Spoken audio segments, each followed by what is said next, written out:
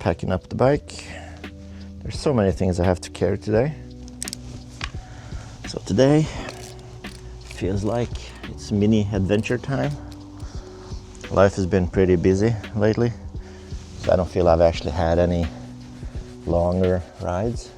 And today I thought I'd take you guys with me on a trip up to Kikutstua, which is an old cabin, which is roughly about 25 to 30 kilometers away from home. I also got a little special thing with me today.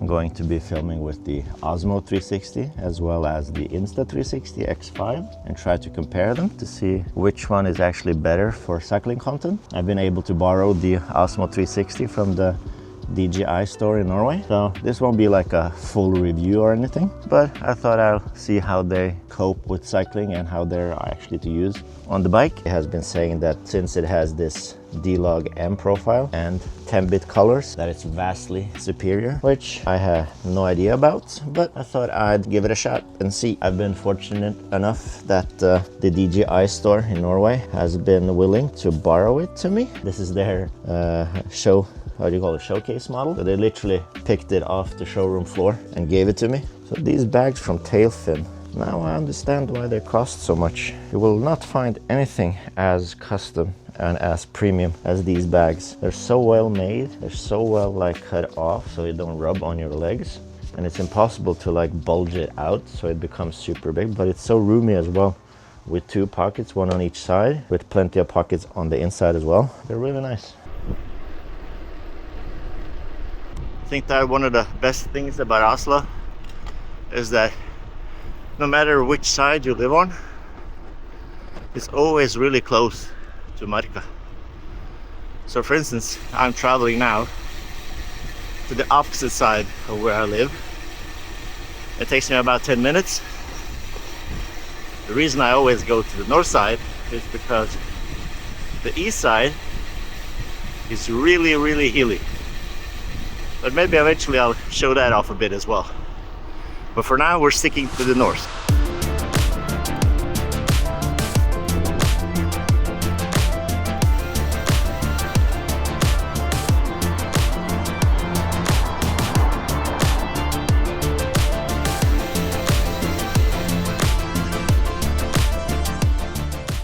So right now, we're climbing up to Kjelsås from Storo, which is about 3.5 kilometers. Classified as a steep hill, but it's not that bad.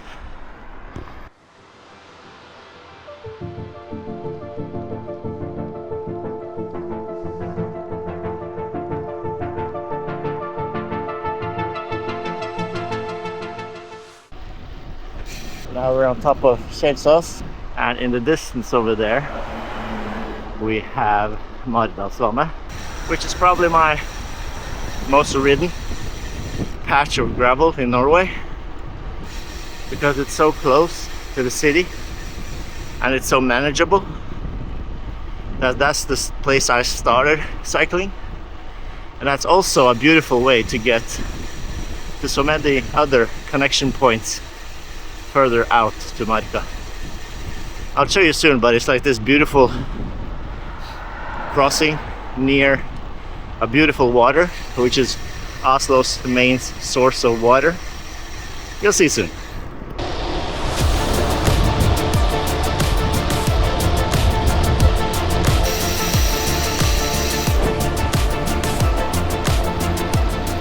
So I don't usually stop here, but I thought I'd try and get some drone footage of Maridalsvannet and the beautiful trail that is right over the water. So I hope my drone actually has the range to get out far enough to that side so I can show the path.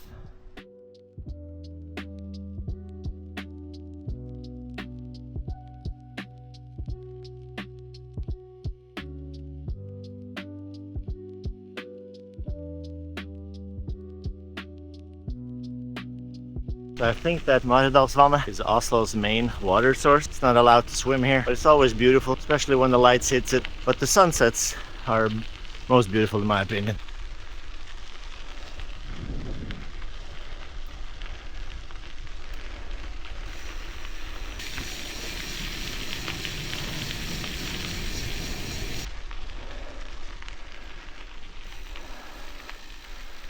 Over there you have Sander Gård, which we'll cross going here. And all the way across there, that's a little tarmac section, and then we're at Hammeren.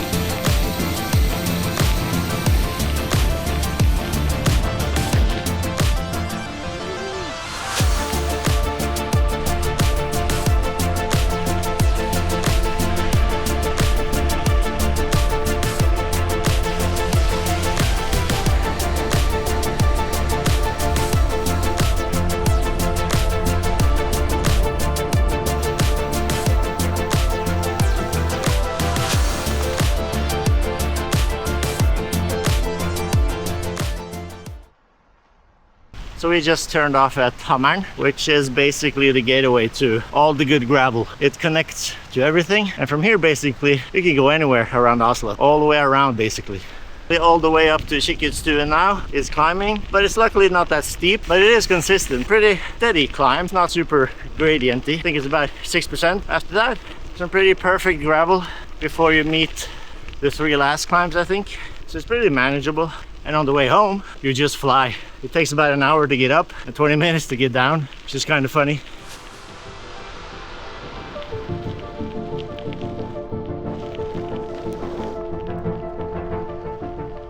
We're sitting up at Bjørnholt, which is a cabin before you get to Kikut. There's only one more climb and then basically a big descent before we get to Kikut. I'm just sitting here exporting some footage from the DJI Osmo 360 to test how the footage looks in 10-bit log, and it kind of takes forever since the file sizes are huge, but I couldn't wait, to be honest, just to check how it compares to the Insta360. Look at this nice place to be doing that at. So here at Bjørnholt you have a coffee shop over there, and they sell a lot of baked goods, and they also have warm dishes, and there's a toilet. So not many months ago I was cycling here in the rain, and I was basically soaked through and through. And then I remember sitting inside there by the fire eating some soup with flatbread. It was pretty amazing. It's like one of those core memories.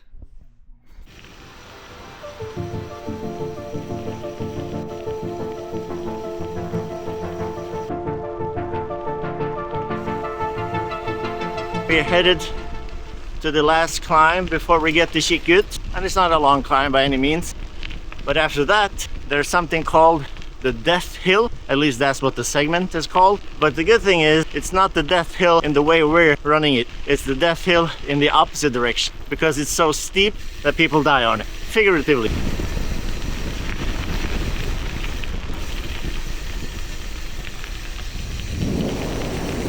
This is the so-called Death Hill, which is from the bottom and towards the top, but going down here is not that bad, but going up this hill is pretty painful.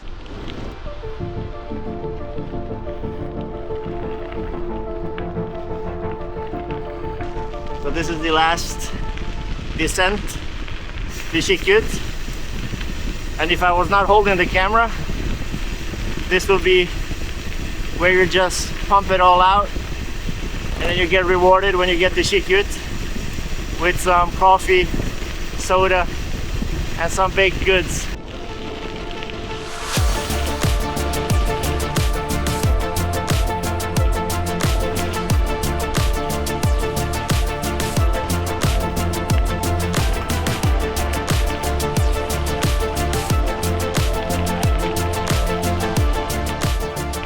And finally, we arrive at Kikut.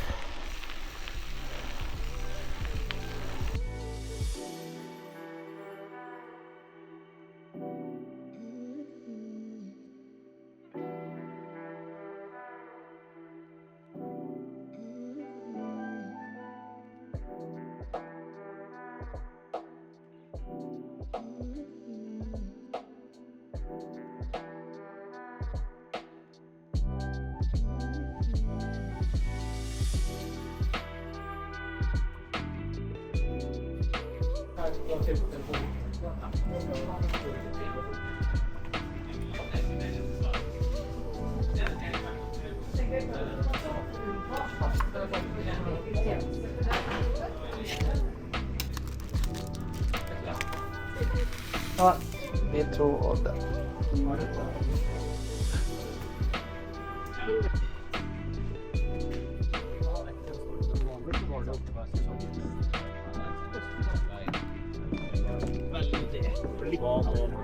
Kikutstua has actually been here since I think it was 1926, and it's really popular, especially in the winter. A lot of skiers cross this lake with the cross-country skis, and there's also a couple of cyclists from Oslo Dam Patrol that regularly cycle up here through the winter across this lake. Now, I've never tried it, but perhaps this year is the year with the Riley. At weighing 112 kilos, I kind of still feel it's kind of risky. But yeah, this place has like beautiful food. You can actually sleep here as well. You can rent a room. Yeah, it's a place you always kind of end up staying for a little bit.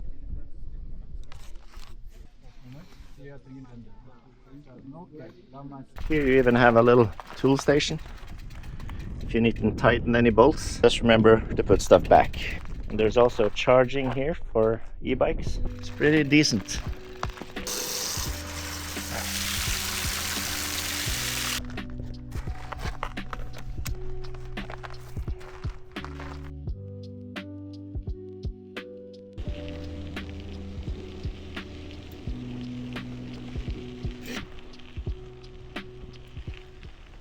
Can't beat this though. There's literally endless gravel roads. It's all beautiful. You also see some wildlife.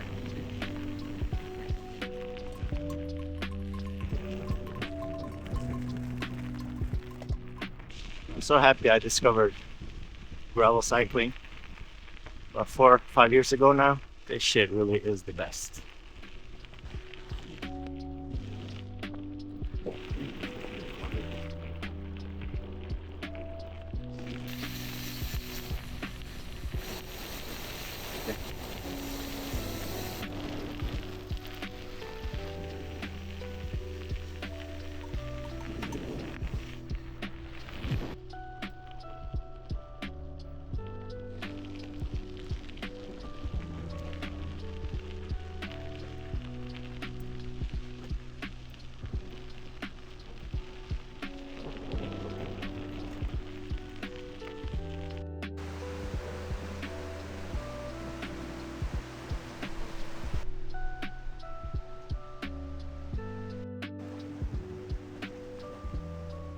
The crazy thing about Nordmarka is that it covers 2/3 of Oslo. There's literally thousands of kilometers of trails, country roads, just endless beauty.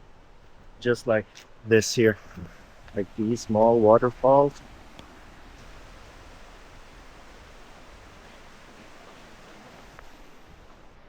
This is, I think, the biggest reason why gravel cycling, for me at least, isn't that much about speed, but it's more about the destination. It's just like, how can you speed by all this beauty and not take it in? I don't get it. Of course, I like riding my bike fast as well. I mean, look at this thing. This thing is a rocket bike. Honestly, it's super fast. The better the bike you have, the more time you get to basically just chill out, take it easy, and just coast and enjoy. I'm mentally preparing myself for the death hill that is to come over here. And after that, it's basically just downhill back to the city, where I hopefully will take a coffee with a friend and end this ride walk. But first, we gotta do some climbing, and then we gotta do some descending. And I hope perhaps to get the Osmo 360 and film a little bit of the descents, and also with the Insta360, see if I can make some cool shots with them.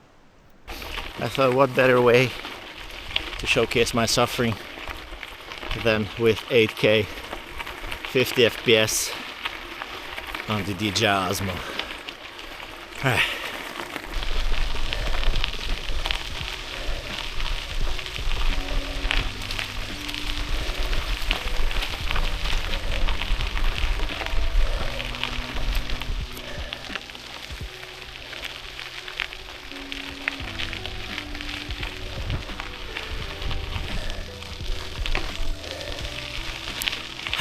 Finally. 4 minutes, 28 seconds of torture. Like, I know I'm not the fastest up those climbs, but the thing is, like, I remember a time where I actually couldn't finish those climbs and I had to walk up those climbs. So the thought of just actually finishing them, although slow in comparison to many other people, I'm able to actually finish them, which for me is winning.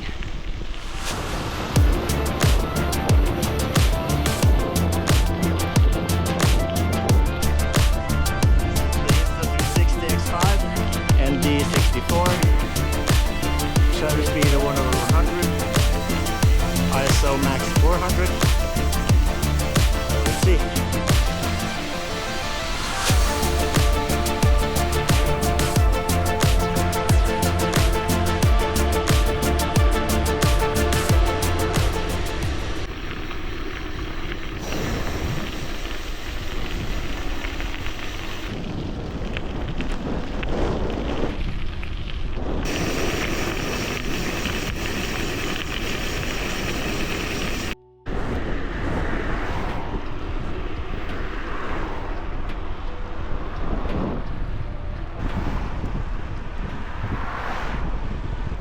I've always been a time optimist, but I think even I have stretched it too far today. So heading home, I'm an hour late on what I said to my wife, I'll be home. So I don't know, guys, we'll see if there'll be more ride vlogs. Not looking good right now. All right, thanks for following along. Love ya, bye.